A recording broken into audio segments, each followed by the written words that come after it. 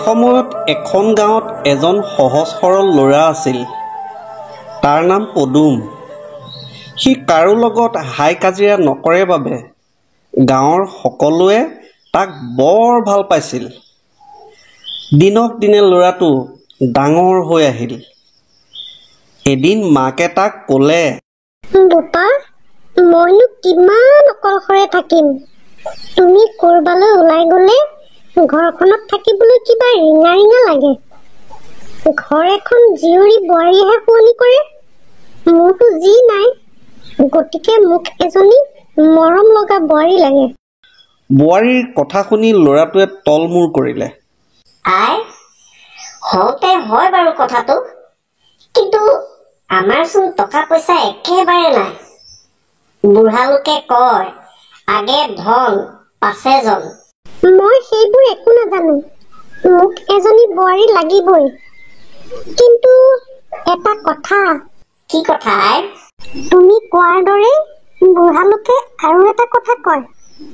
ঘৰ সংসাৰ পতাৰ আগতে ডেকা ল'ৰা আৰু গাভৰু ছোৱালীয়ে ঈশ্বৰ কৃষ্ণৰ শ্ৰীচৰণত শৰণ ল'ব লাগে। কৃষ্ণ হ'ল ভগৱান। ভগৱানৰ শ্ৰীচৰণত শৰণ ল'লে ভগৱানে সকলো বিপদৰ পৰা উদ্ধাৰ কৰে। তেন্তে মই কি কৰিম আই? আজি তুমি উপবাসে থাকিবা। কালিলৈ মধুপুৰ থানত শৰণ শিবিৰ আছে বুলি শুনিছো।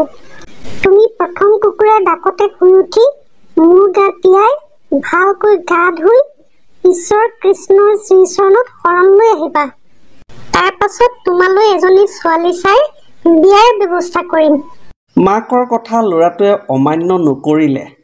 সি ৰাতি উপবাসে থাকি কাউৰীয়ে কা কা নকৰোঁতেই স্নান কৰি শুভ্ৰ বস্ত্ৰ পৰিধান কৰি মধুপুৰ থান পালেগৈ। সেই সময়ত থানত কোনো নাছিল। সি ইফালে সিফালে চাই কাকো দেখা নাপাই থানৰ কাষতে থকা শৰণাচাৰ্যগৰাকীৰ ঘৰলৈ গ'ল। তেতিয়ালৈকে শৰণাচাৰ্যগৰাকী শুইয়ে আছিল। সি মাত লগালে, বাপ, মই পদুম। মই ৰংপুৰ গাঁৱৰ পৰা আহিছো। মই আজি ঈশ্বৰ কৃষ্ণৰ চৰণত শৰণ ল'ম। কিন্তু শৰণ কেনেকৈ ল'ব লাগে মই একো নাজানো। আহক, মোক ঈশ্বৰ কৃষ্ণৰ চৰণত শৰণ দিয়াই মোৰ জীৱন সাৰ্থক কৰক। তেতিয়াও ৰাতিপুৱাবলৈ বহু সময় বাকী আছিল।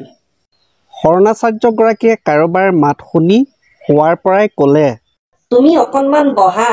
মই প্ৰাতঃকৰ্ম কৰি স্নান কৰিম। তাৰ পাছত গুৰু সেৱা কৰিম। তাৰ পাছতহে শৰণৰ ব্যৱস্থা কৰিম। পদুমৰ ৰ'বলৈ সময় নাই। কৃষ্ণ হ'ল ভগৱান। ভগৱানৰ শ্ৰীচৰণত শৰণ ল'লে তাক কোনেও একো অপকাৰ কৰিব নোৱাৰে। তাক প্ৰতি মুহূৰ্ততে ভগৱানে সহায় কৰিব। সি কেতিয়াও বিপদত নপৰে। ইয়াকে ভাবি সি পুনৰ মাত লগালে, বাপ, শোৱাৰ পৰা সোনকালে উঠক। মই আজি শৰণ ল'মেই ল'ম। উঠক। ঘৰলৈ শিষ্য অহাৰ বাবে শৰণাচাৰ্যগৰাকীয়ে বেছি শুবলৈ নিবিচাৰিলে। তেওঁ লৰালৰিকৈ উঠি হাত মুখ ধুই পদুমক খন্তেক বহিবলৈ কৈ গা ধুবলৈ নদীৰ ঘাটলৈ গ'ল।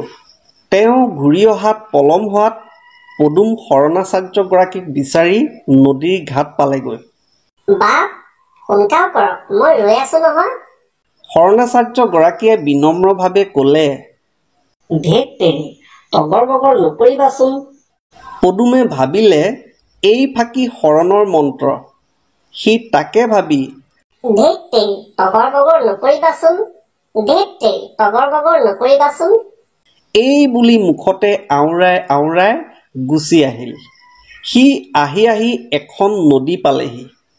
এই নদীখন সি আহোঁতে নাও এখন লৈ পাৰ হৈ আহিছিল। এতিয়া নাওখন নদীখনত নাই। কোনোবাই হয়তো সিপাৰলৈ লৈ গ'ল। সি অকণমান সময় ঘাটতে অপেক্ষা কৰিলে। তেনেতে আৰু কেইজনমান মানুহ আহিল। তেওঁলোকো সিপাৰলৈ যাব। পদুম অকণমান আঁতৰলৈ আহিল।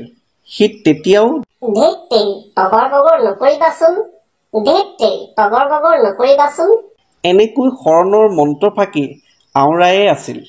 তেনেতে নৈত এখিলা কলপাত উটি অহা দেখা পাই সি কলপাতখিলা হাতেৰে টানি আনিলে। তাৰ পাছত শৰণৰ মন্ত্ৰ ফাঁকি আওৰাই আওৰাই কলপাতখিলাত বহি লৈ এখন হাতেৰে বঠা মৰাৰ দৰে মাৰি মাৰি সি সিটো পাৰ পালেগৈ। তাকে দেখি পাৰ হ'বলৈ ৰৈ থকা মানুহকেইজনেও ধেত তেৰি তগৰ বগৰ নকৰিবাচোন এনেকৈ কলপাত এখনত উঠি পাৰ হ'বলৈ চেষ্টা কৰিলে। সিহঁত নদীৰ মাজলৈকে ভালেৰেই গ'ল। তাৰ পাছত কলপাত ফাটি মানুহকেইজন পানীত পৰি গ'ল। সিহঁত সাঁতুৰিব জনা মানুহ আছিল বাবে আটাইকেইজনে সাঁতুৰি সাঁতুৰি পাৰ পালেগৈ।